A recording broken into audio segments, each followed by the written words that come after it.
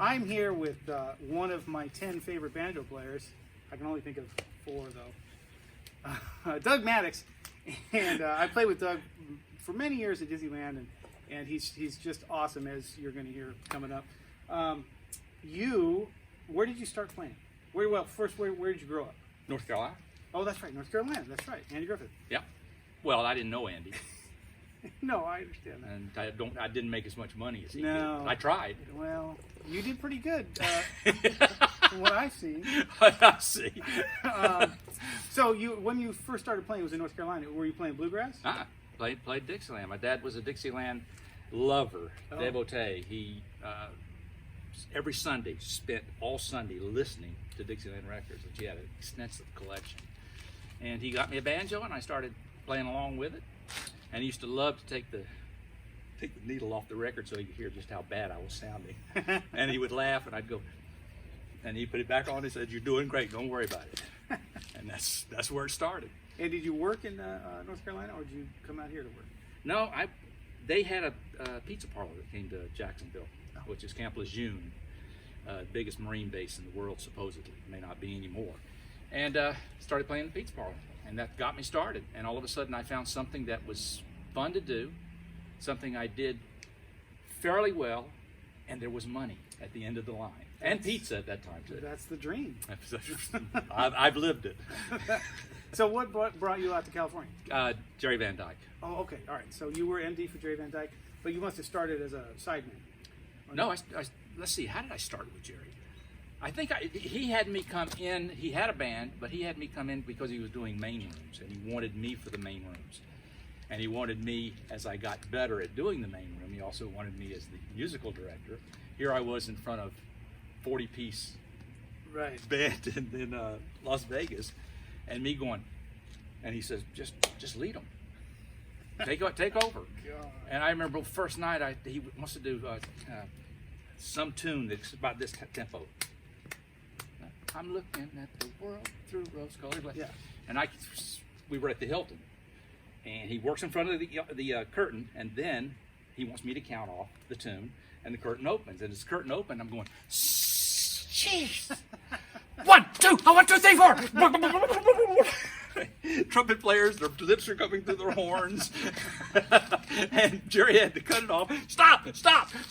And then he went on and continued to do his comedy act. And what was funny is that the drummer, after the show, came up to me and went, "A little fast, wasn't it?" I said, "Well, yeah, but I got a little excited because," he says, "What's the tempo?" I said, "Well, the tempo is 1, 2, 1, 2. That's all I need. Count it any way you want to." Yeah.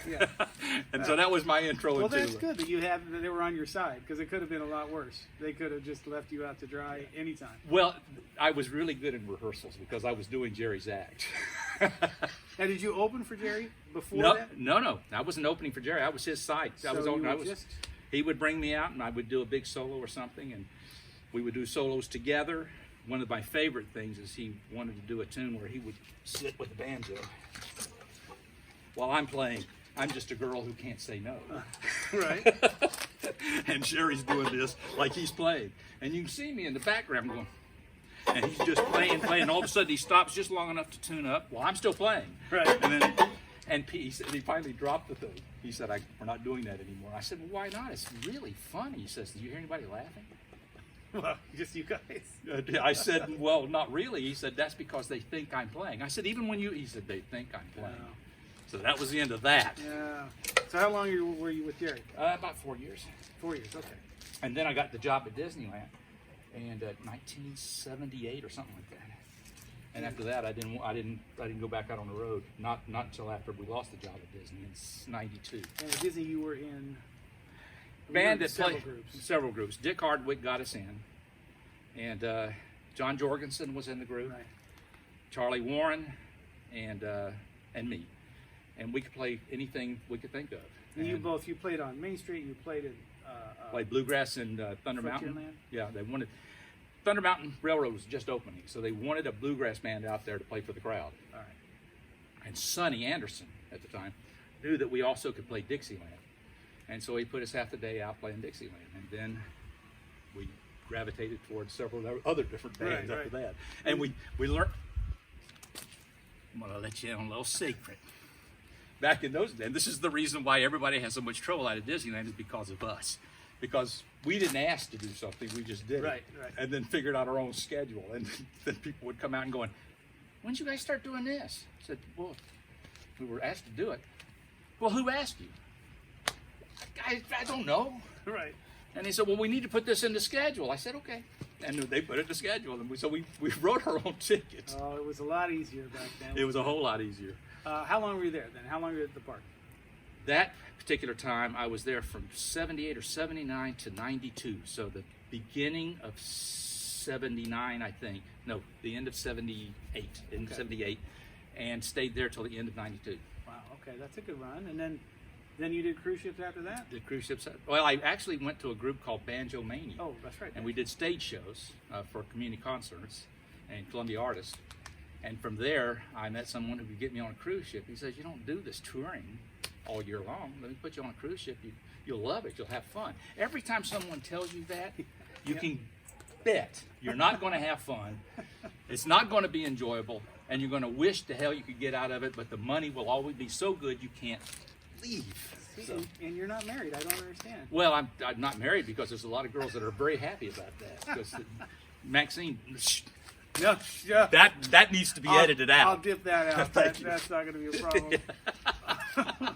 So you did cruise ships for a long time. Cruise ships, believe it or not, I was with Disney for 14 years, then cruise ships for 14 years. Okay. From 96 until the end of 2009. It was, and at the time, it was nonstop, and then when it came to an end, it was all stop. Right. So I was never here at my house more than a month at a time a year, and it was never consecutively. So I would come home, and I used to count my days off from Holland America. How many days do I have to get dry cleaning done? And so you did that, and then now you're doing, not besides playing banjo and guitar, you're doing video editing. Yeah. And you've been doing that for how long? 10 years, but 10 I was years doing it longer than that. It goes all the way back to 1990 when we were forming Banjo Mania, and I started working with a crew up in Riverside, and they were teaching me how to do it. And that was back in the day when they actually had to cut the tape and stuff. Right. So when you wanted to see an edit work, you cut it, you look at it, and go, son of a bitch, and you'd see the guy who has to actually do the cut and go. Because that meant we still have. So a minute of EDL took 8 hours to accomplish. Wow. So that's a minute. That's a minute of video, and that's it. And now I can do that same thing on the programs I have now. I can do a complete videotape in a week or less, with all the nice stuff. It's impressive that a banjo player could learn to do something as technical as that. You don't normally see that out in the wild. That's why I try to let people know I'm not really a banjo player. This is just a hobby. That's Well, made me a lot of money. It's a wonderful hobby. This is Doug Mattocks, ladies and gentlemen, the greatest banjo player here in Fullerton. I'm sure he's first call in Fullerton. If there could be such a thing. Thank you. Here we go.